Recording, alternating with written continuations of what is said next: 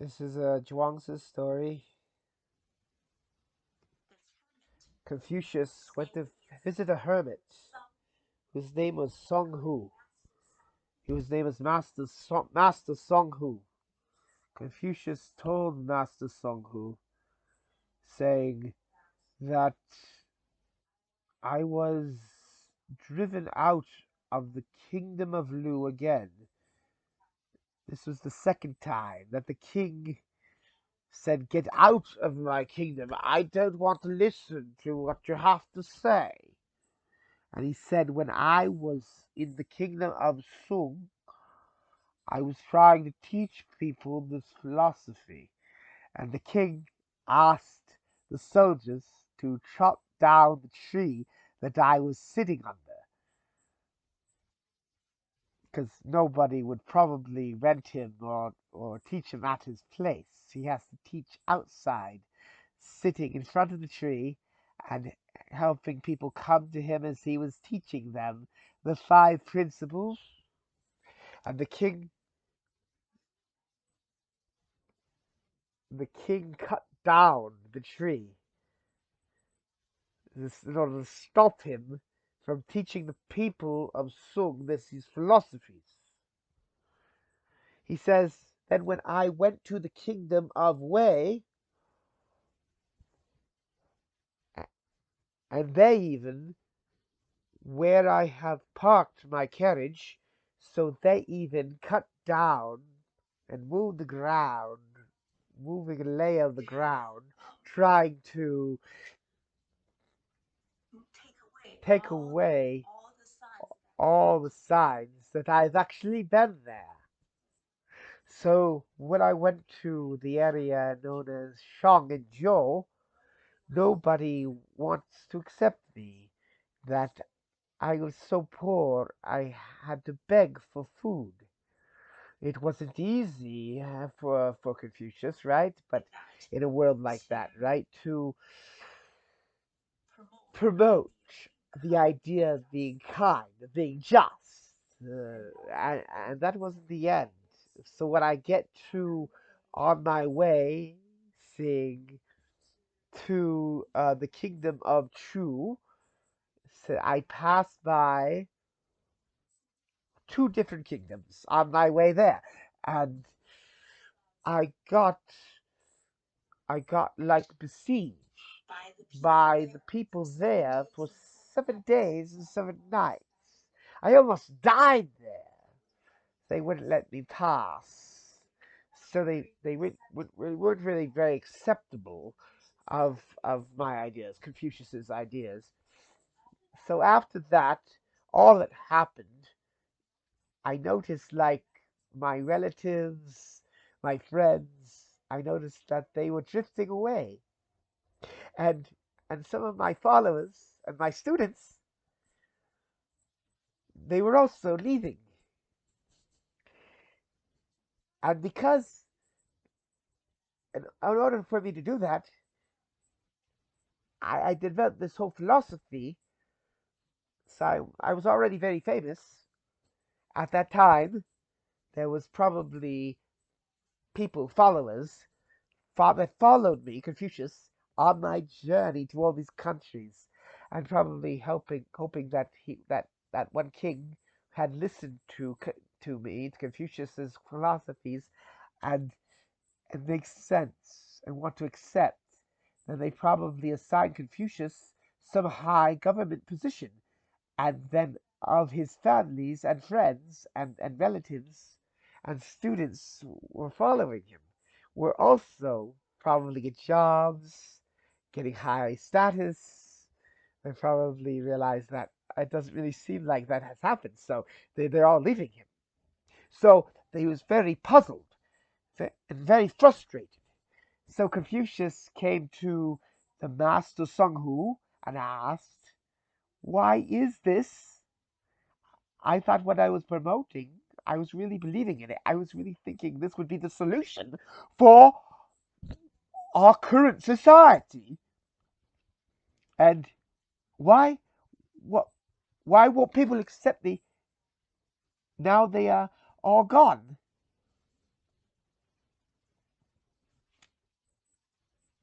So what did Master Zhuang Tzu say? He said he didn't directly answer Confucius's question, and he started by telling Confucius a story. So he said, "Have you never heard the story of Ling Hui?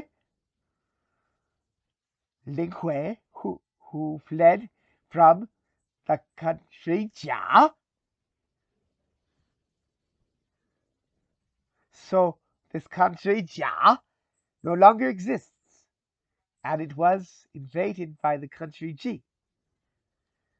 And after the country was taken over by Jing, this person, this gentleman named Ling Hui, and carried a big jade, big piece of jade. Traditionally, people will have the jade into a disc with a hole in the middle, like a round disc with a hole in the middle. And this piece of jade, very precious, was worth 1,000 gold. That makes sense, right? So if you have to feed your country, you can't exhale, you can't carry many things, so you carry something that most valuable. Because you probably would have, probably need to use money. So this is the original way of making a living. You had to leave that behind, you know, to carry this precious jade. So when he was fleeing from his country,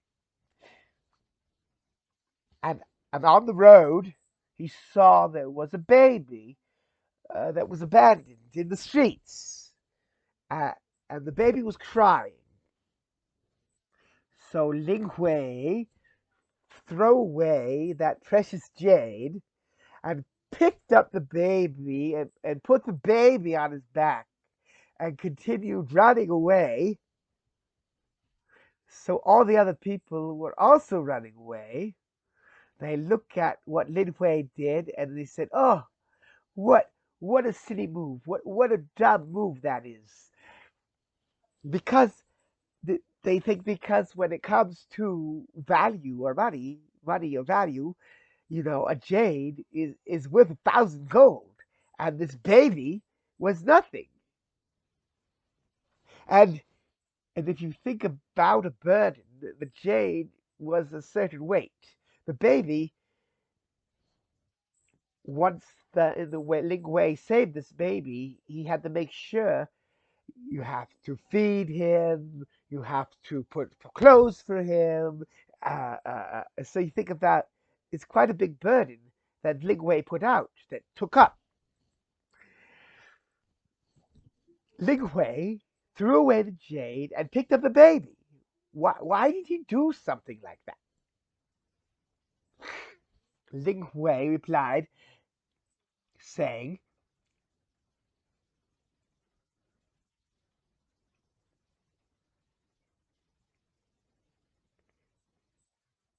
"The jade and I were together by profit."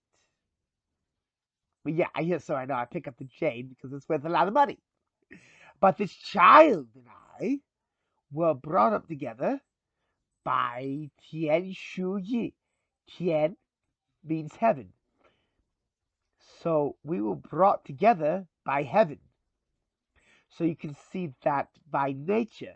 You can see that Tian in the Chinese in culture means nature, the way. You can also see Ling Hui saying, "It's my nature, it's in my innate nature." You can't just see a baby being abandoned, and you can't just leave the baby there to die. He says, "Things that join by value when facing troubles, when facing danger, when facing challenges, they will cast each other aside, they will abandon each other. However, things that are brought together by nature by innate uh, uh, uh, feeling, intention, is the opposite. When we are facing this misfortune, danger, challenges, when we're facing these challenges will actually bring us closer together.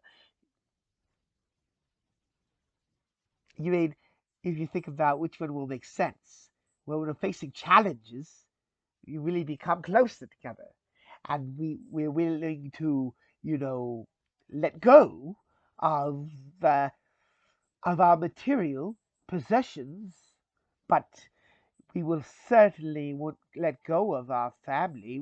Our families stay together, become stronger.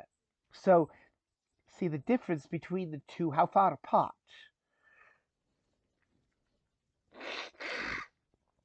And the next one is a pretty famous phrase in China.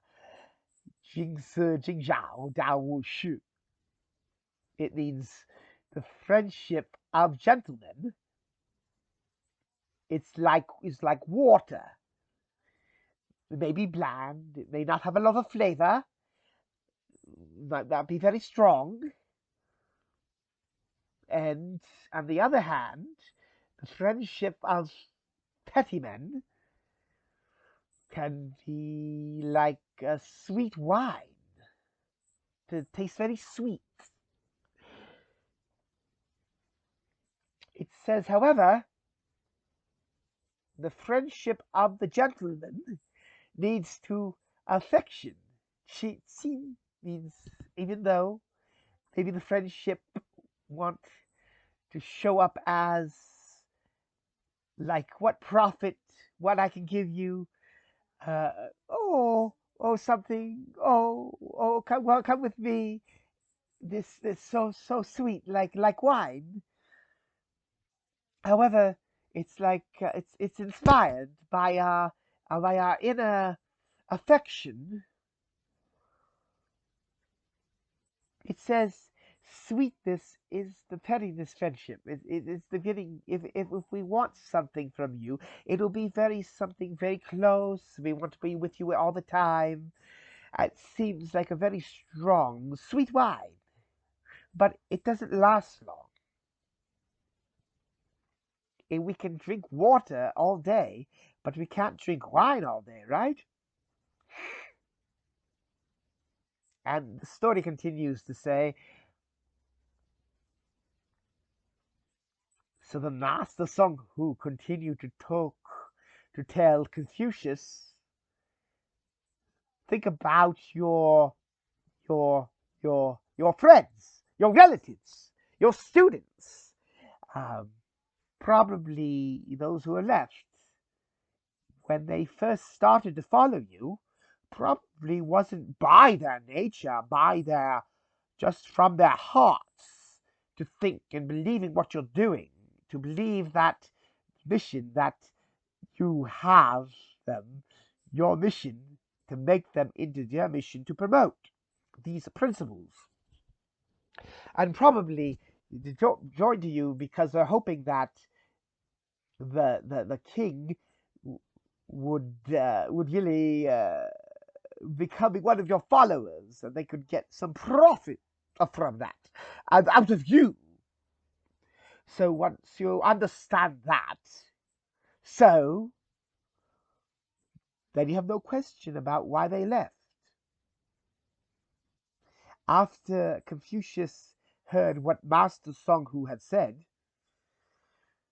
he replied, I will do my best to honor your instructions.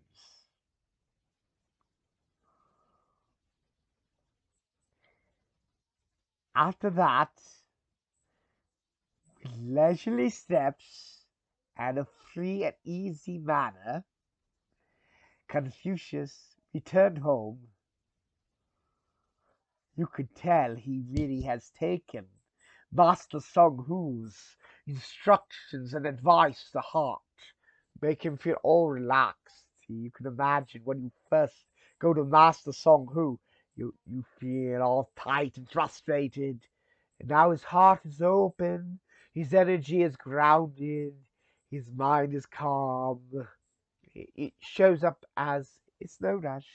They take these leisurely steps, feel free, feeling at ease, and he went home rather than always trying to be out and about and trying to promote his ideas.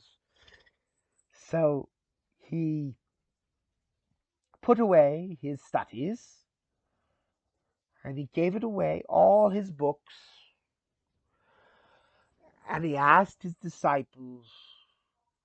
They didn't have to come and bow in front of him to show their obedience, to show their respect. However, the results are he found out that the students who stayed, their respect and their affections for Confucius and turned out to be greater than they had ever been before. So this is the end of this Confucius story. I hope that you enjoyed this story. So, time is up. I will see you next week for more Zhuang Tzu stories. Have a wonderful week, everybody. Take care.